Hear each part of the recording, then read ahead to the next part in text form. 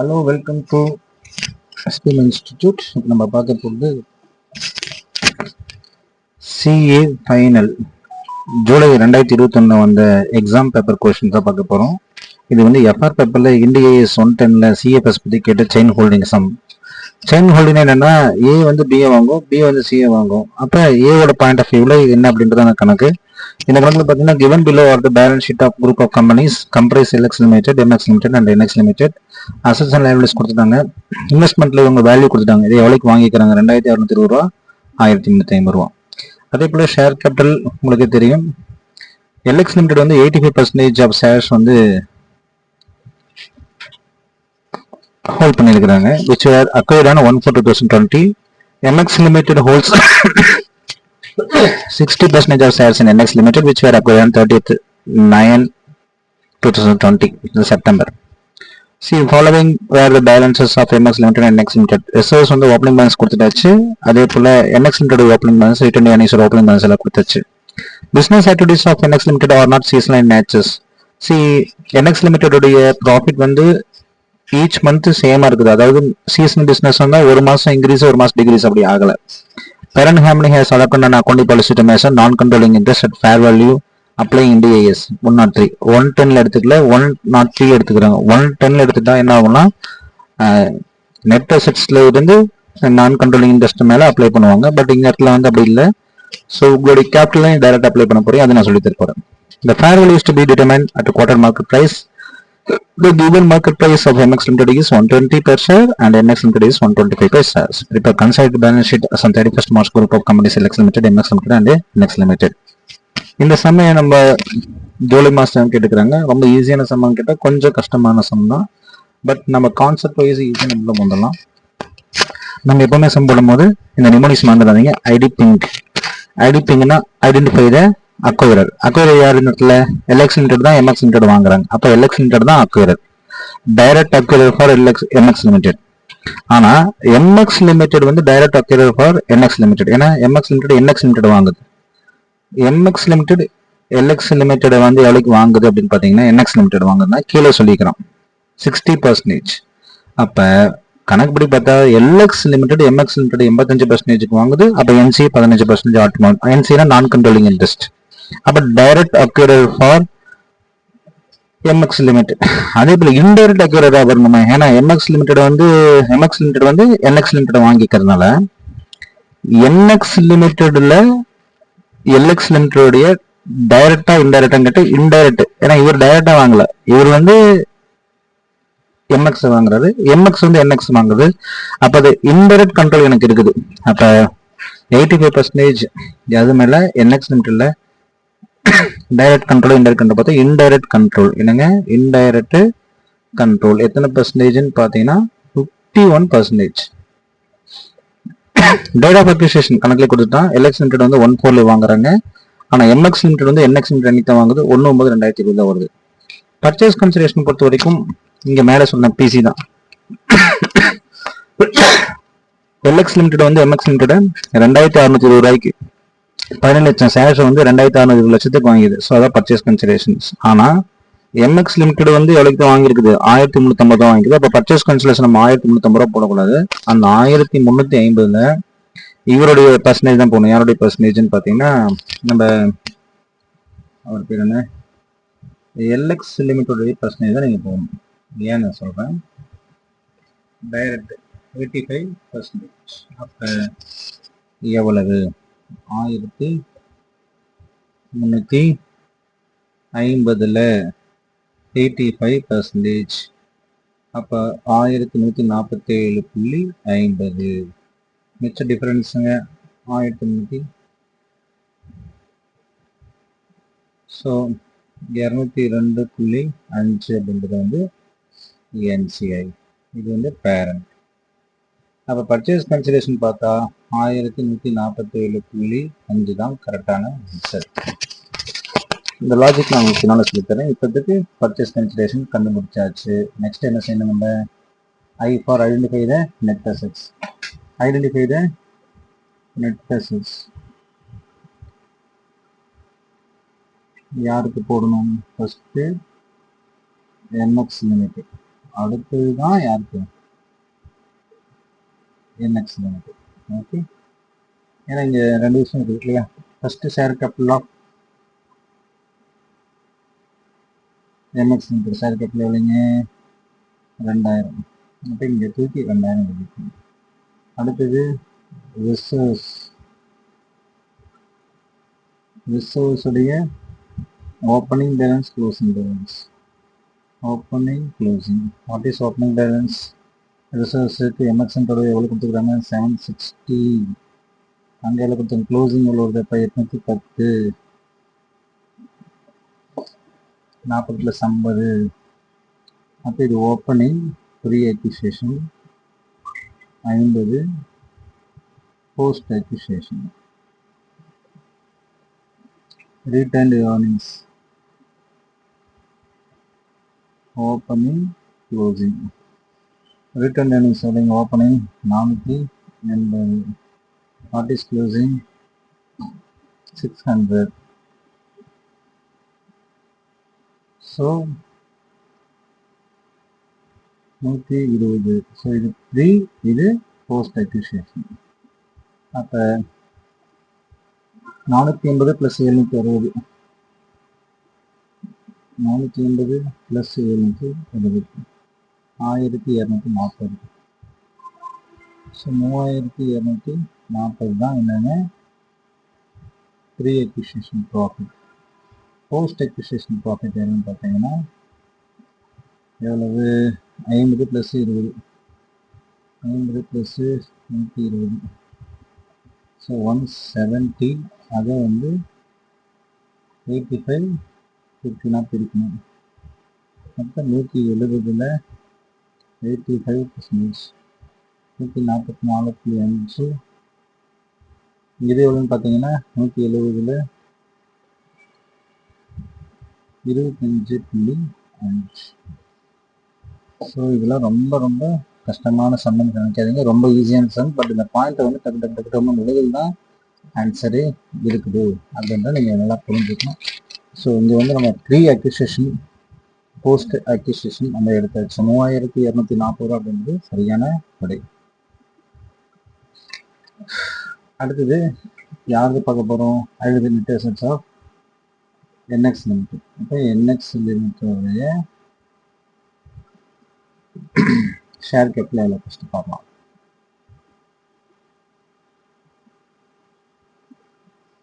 1600. So first எடுத்து 1600 இங்கே ஒதுக்கிறது. அப்புறம் திருப்பி என்னதான் ரிசர்வ்ஸ் தான். Opening closing. ஓப்பனிங் எவ்வளோ க்ளோசிங் எவ்வளோ. ஸோ ஓப்பனிங் எவ்வளோங்க சம்மில் பாருங்க 520 ரூபா.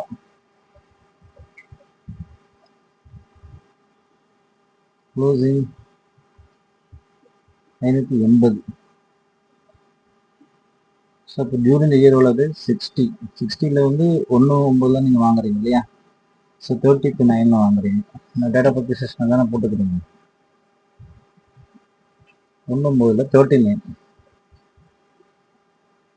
30th September. இப்போ வந்து 30th செப்டம்பர். இப்போ 6 மாதம் டைமிங் டிஃப்ரென்ஸ் வந்துடுச்சு. இப்போ 60 ரூபா வந்து சம்பாதிச்சு டியூரிங் இயர். ஆனால் 30 ரூபா இங்கே போயிருக்கு. ஏன்னா 6 மாதன்றதுனால 6 மந்த்துக்கு பிரித்தா 6 மாதத்துக்கு முன்னாடி 60 வந்து 2 பிரிச்சு 6 மாதம் பிரித்தா 30 ப்ரீக்கு போயிடும், 30 போஸ்ட்டுக்கு வந்துடும். அப்போ மொத்தம் 550 ரூபா உங்களுக்கு எவ்வளோ இருக்குதுன்னு பார்த்தீங்கன்னா ப்ரீ. போஸ்ட் வந்து 30 ரூபா. அடுத்து வந்து ரிட்டர்ன் ஏர்னிங்ஸ் அதே மாதிரி தான். Return earnings opening closing. ஓப்பனிங்கே எவ்வளவு க்ளோசிங் எவ்வளோன்னு பார்க்குறேன். ஓப்பனிங் எவ்வளவு நம்ம சம்பளம் தான் பார்க்கணும். ஓப்பனிங் ரிட்டர்ன் ஏர்னிங்ஸ் 150 ரூபா. க்ளோசிங் எவ்வளவு? Return earnings closing 310. அப்போ 160 ரூபா. அப்போ இது 100 ரூபா வந்து த்ரோ த இயர்னா 6 மாதம் 6 மந்த்து பிரிச்சுன்னா 80. So 230 pre acquisition. இங்கே வந்து 80. இது போஸ்ட் அக்விசிஷன். அப்போ ப்ரீ அக்விசிஷன் எவ்வளோன்னு பார்த்தீங்கன்னா எவ்வளவு, போஸ்ட் அக்விசிஷன் எவ்வளோன்னு சொன்னோம் 550 + 250. ஸோ 780 ரூபா. அப்போ 1600 + ஒரு 780. ஏன்னா 230 + 570. ஸோ 780. ஸோ 80 6 2380 அப்படின்றது யாரோடது, NCI. ஓகே, நான் கண்ட்ரோலிங் இன்ட்ரெஸ்ட் இல்லைங்க, சரி. நான் கண்ட்ரோலிங் இன்ட்ரெஸ்ட் என்ன, INA, identifying net assets. Post acquisition நம்ம கண்டுபிடிச்சோம் இங்கே எவ்வளோன்னு பார்த்தீங்கன்னா ரிட்டர்ன் ஏர்னிங்ஸ் ஒரு 30, போஸ்ட் அக்விசிஷன் ஒரு 30, இங்கே ஒரு 80, 110.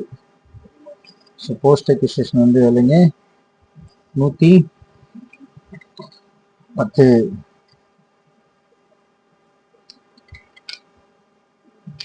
ஸோ எல்லாருமே அது கொஞ்சம் தப்பாக போட்டுருவாங்க. நம்ம போஸ்ட் அக்விசிஷன் வந்து 110. இதில் 85 எடுத்துக்காதீங்க. 51% பேரண்ட்டு, 110ல் 49% வந்து NCI. அப்போ 110ல் 51%, 110ல் 51%, 56.1, 110ல் 49%, 53.1.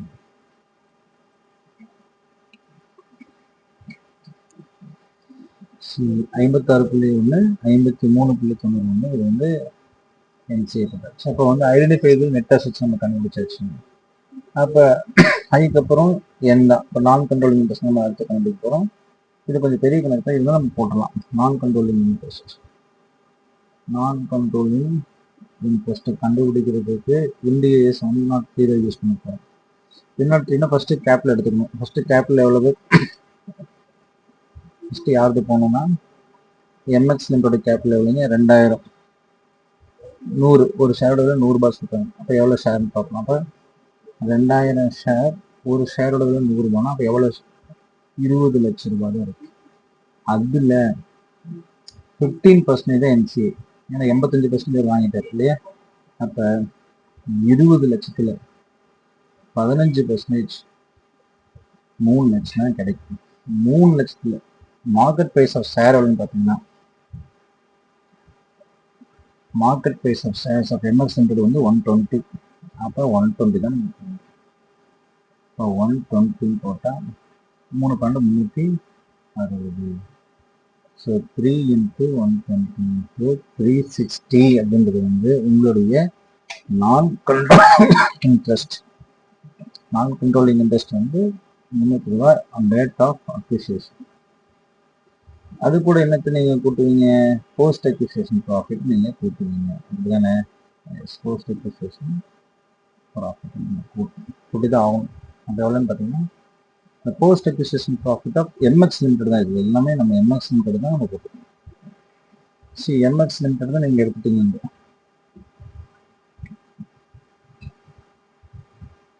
MX லிமிடெட்லேயே போஸ்ட் அக்விசிஷன் ப்ராஃபிட் எவ்வளவு, NCI 25.5.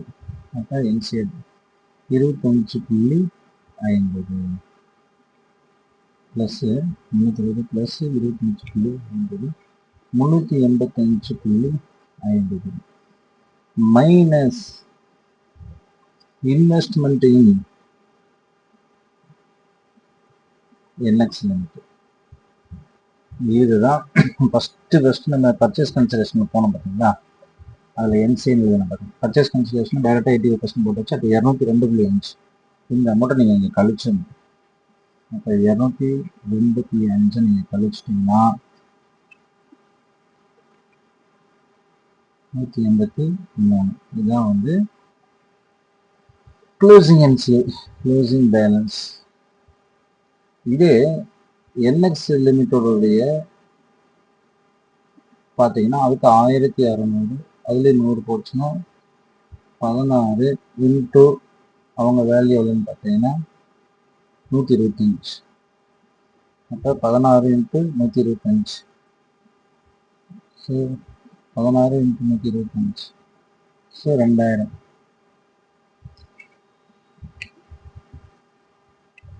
ஒரு சின்ன விஷயம், இந்த 16 போகும்போது இது எத்தனை பர்சன்டேஜ் இருக்குங்களா? சரி, சார்ஜர் கொடுத்தாக்குங்க. ஸோ 16 இன்ட்டு எத்தனை பர்சன்டேஜ் அப்படின்றது முக்கியமான விஷயம். இதில் 49% அவங்க, சரி 51% அவங்க வாங்கிக்கிறாங்க. சரி, நான் கண்ட்ரோலிங் இன்ட்ரெஸ்ட் தான் நம்ம போட்டுக்கிறோம். 3% இது நெட்டில் கொஞ்சம் மிஸ் ஆகுது, லிசன் பண்ணுங்க. இப்போ 1600 ஷேரு, ஒரு ஷேரோட 100 ரூபாய் அப்படின்னா நமக்கு எவ்வளோ கிடைச்சிருச்சுன்னா 16 லட்சம் ஷேர்ஸு. அதில் 49 தான் என்சிஐ, ஏன்னா இன்டைரக்ட் கண்ட்ரோல் வராங்க, அதனால சொல்கிறேன். அந்த 16ல் 49 எடுத்தீங்கன்னா 7.84 7.84 இன்ட்டு 125 ரூபா ஒரு ஷேரோட வேலை அப்படின்னு பார்த்தீங்கன்னா 980 ரூபா வருவாங்க. இது date of acquisition. Post acquisition profit நம்ம கண்டுபிடிச்சி வச்சாச்சு. அங்கே 53.90. அப்போ post acquisition profit 53.90. So 980 plus 53.90. So 1033.90 அப்படின்றது வந்து ரீட்டர்ன்டு, சரி, நான் control interest of MX limited and MX limited கிடைச்சிச்சு. அடுத்து வந்து குட்வில் ஆர் ஜிபிபி. இப்போ குட்வில் ஜிபிபி பிசி எவ்வளவு நம்ம படிச்ச ஃபர்ஸ்ட் இருக்கோன்னே நம்ம தான் போட்டுக்கோம். பிசி எவ்வளவு 2620. அப்போ எம்எக்ஸ் லிமிடெட் போகிறோம். அடுத்து என்எக்ஸ் 2620. என்சிஐ எவ்வளவு, டேட் ஆஃப் அக்விசிஷன் அன்னைக்கு பார்க்கணும். நான் கண்ட்ரோல் இன்ட்ரெஸ்ட் 183. அப்போ 2620 ப்ளஸ் 183, 2803 மைனஸ் ஐஎன்இ. நம்ம கண்டுபிடிச்சனு இங்கே எம்எக்ஸ் லிமிடெட் ஐஎன்இ கண்டுபிடிச்சிக்கிறாங்க. ஸோ ப்ரீ அக்விசிஷன் ப்ராஃபிட் இங்கே 2000 ப்ளஸ் 3240. ஸோ 3240 ரூபா மதிப்புள்ளதை நீங்கள் எவ்வளோக்கு வாங்கிக்கிறீங்க?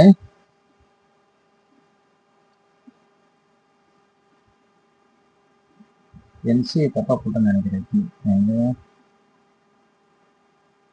நான் கண்ட்ரோலிங் இன்ட்ரெஸ்ட் எவ்வளவுன்னு பார்த்தா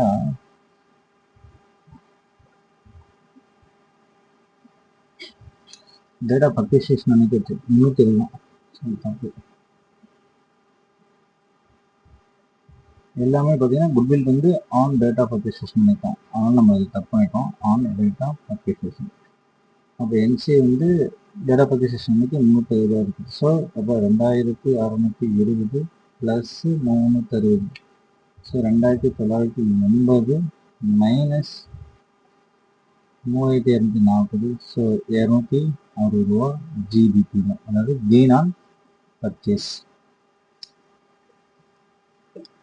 இதே பிசி வந்து இங்கே எவ்வளோ பார்த்தீங்கன்னா 1147.50 1147.50 plus NCA on date of appreciation.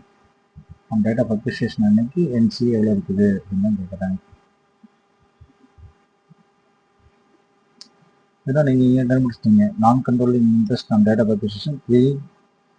அப்போ இது வந்து 980. ஆன் டேட் ஆஃப் அப்ரிசியேஷன் வந்து 9. ஸோ 1147.50 ப்ளஸ் 980. So 2127 minus INA, identifiable net assets or INA இங்கே கண்டுபிடிச்சாங்க. Next of INA 2380. So 2380.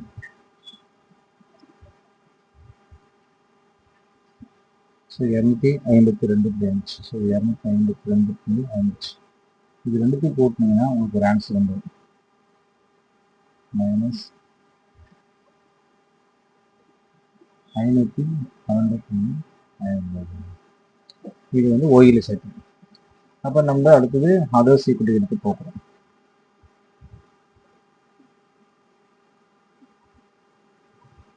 பேரண்ட்டுடைய reserves return எடுத்து போட்டுறீங்க.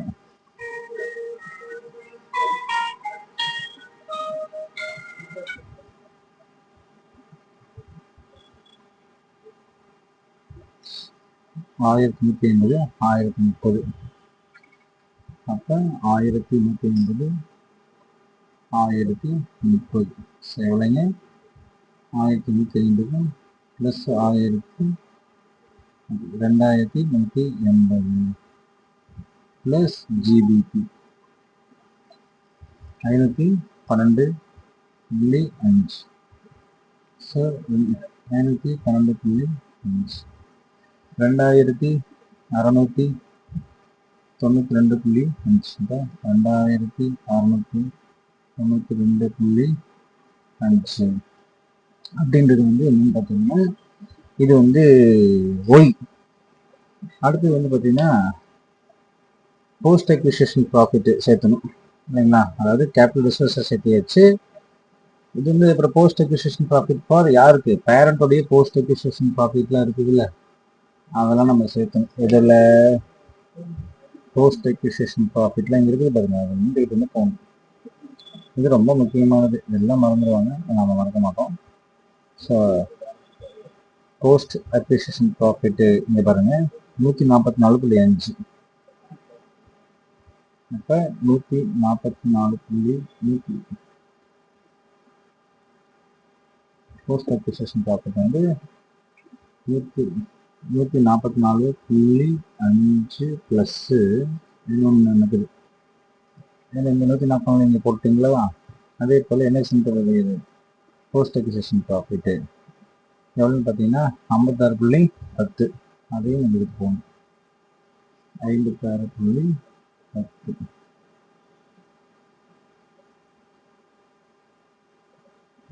144.5 ப்ளஸ்ஸு 56.10 200.6.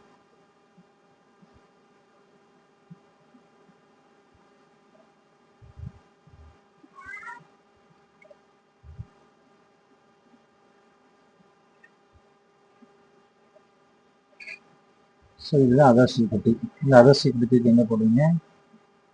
இங்கே போடணும்.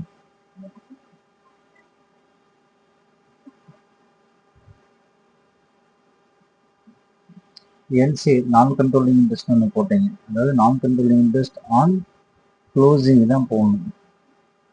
அப்போ நான் controlling interest closing balance 183 MX லிமிட்டெடுக்கு. அதே போல் 1033. இப்போ ரெண்டுத்தையும் கூட்டிக்குங்க. 1183 ப்ளஸ் 1033.90 இதெல்லாம் க்ளோசிங் மைஸ். அப்போ 1216.9. இப்போ 1216. கண்ணு ஓகே 1216.9. ஒரே சொன்னேன்.